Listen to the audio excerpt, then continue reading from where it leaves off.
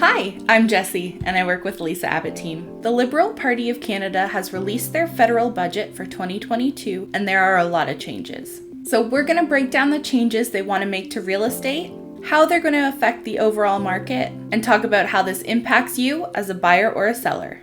From the real estate side of things, the Liberal Party is essentially making good on their election promises. Whether or not you agree with them is a whole other conversation. I'm not here to take political sides, but I am going to give you a bird's eye view and tell you how this could affect you. So there's a lot to unpack in today's video, but before I break it all down, I'm Jessie McLellan. I'm a real estate agent here in Oshawa, Ontario, and I work with the Lisa Abbott Team. If you like this type of content, please give our video a like and subscribe to our channel. That way you'll always stay up to date on what's happening in the market. And if you have any questions about how these changes will directly affect you, I'll have a link in the description where you can book a buyer consultation, a seller consultation, or just a call to get your questions answered. I know you're likely going to have questions because of the shift in the market that we're seeing and these new changes that we're going to talk about, so feel free to book a call with Lisa and I. We always love talking to our clients and viewers. So the first thing is the foreign buyer ban. Now this is a 2-year ban on all foreign buyers. Whether that's investors from Asian markets or your cousin from New York, for the next 2 years they can't purchase property here. Well, kind of, but more on that in a second. But yes, this ban does include Americans too. I think when we talk about foreign buyers, we think of somebody overseas with a ton of money that are scooping up our real estate. But we're also talking about our neighbors just south of us and your friends and family that may be in other countries too. Now the real question is, will this make a difference in the home prices? Well, foreign buyers only seem to represent about 5% of buyers, and in Ontario and BC, they were already paying pretty high taxes, between 15 and 20%. There's also a pretty large exemption list to this ban as well. Exemptions include purchasing a primary residence, foreign workers, permanent residents, students, refugees, and the list goes on. Essentially, it's just targeting foreign buyers who are purchasing investment properties. Will it make much of a difference? I'm not sure it'll have a huge impact, but it does sound good and it will make some people happy for sure. Next is a tax-free first home savings account. This is kind of similar to an RRSP or a TFSA in that it allows first-time homebuyers under the age of 40 to save up to $40,000 in this account tax-free. Now, I believe this is only $8,000 per year for 5 years, but anything that's going to help a first-time homebuyer buy that first home is all right by me. Now, because there is a $40,000 limit, this is probably going to be most beneficial to people who are outside of the larger cities and in the smaller markets. But regardless, it's always better to have it than not have it, and I'm really happy to see something being implemented for those people who are saving their butts off trying to get into their first property. First-time homebuyers are always the first ones to get shafted. With interest rate increases or prices skyrocketing really quickly, if you don't own a property already, you take those hits harder than anybody else. So I love to see that they're finally getting a little bit of help here.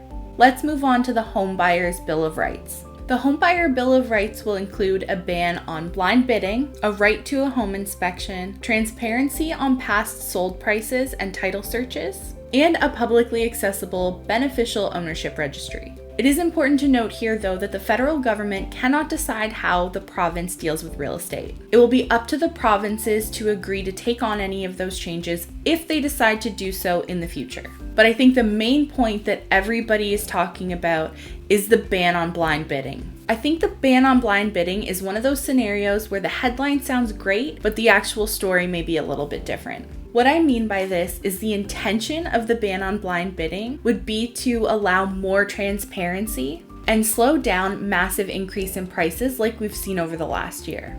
And I think we all agree that would be great for real estate. And while I think the intentions are good, I don't think that this is the best way to get there.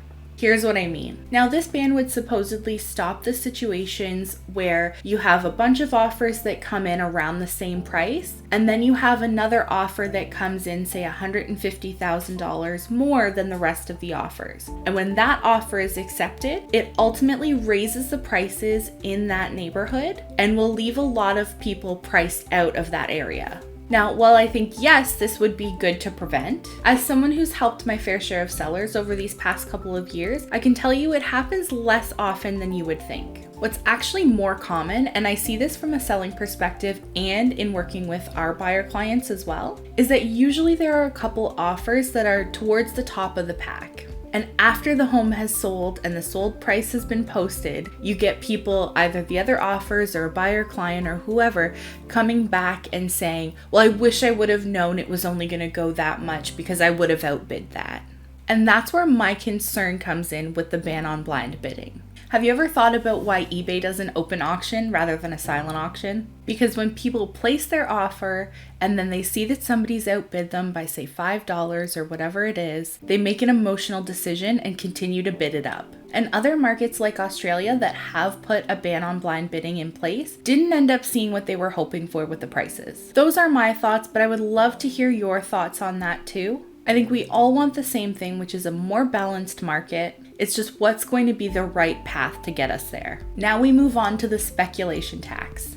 What they're suggesting with the speculation tax is basically saying that if you're buying a property and have no intention of doing anything other than selling it within 12 months, you're going to pay taxes on it as if it were a business income. This has been an issue for the past 2 years because the market was accelerating so quickly. Someone could purchase a home and sell it a couple months later with no changes or upgrades and still make a profit. I don't think this is going to be as much of an issue as it was last year because we are starting to see the market cool down a little bit.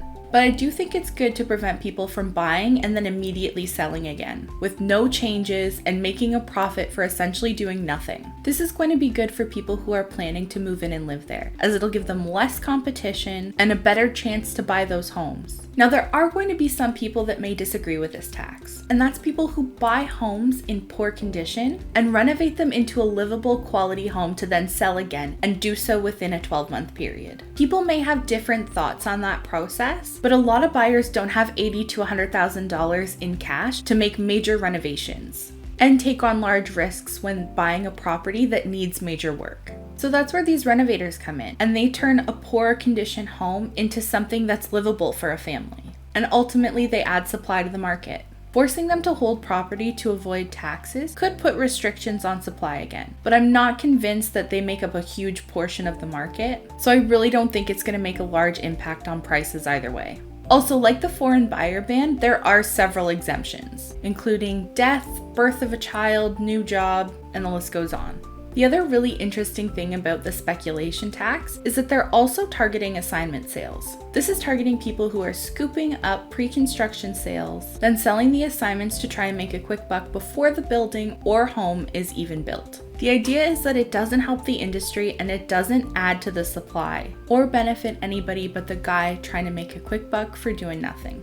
And it takes opportunities away from people who have real intentions of living there. An important thing to note is that this wouldn't take effect until January 1st, 2023, and this is legislation that still needs to be passed. And last, before I finish up here, they have also announced a plan to double housing construction by 2030, and they plan on doing this through the Housing Accelerator Fund. It's hard to comment on this right now because while I agree initially it sounds great, there are a lot of factors that are going to come into play.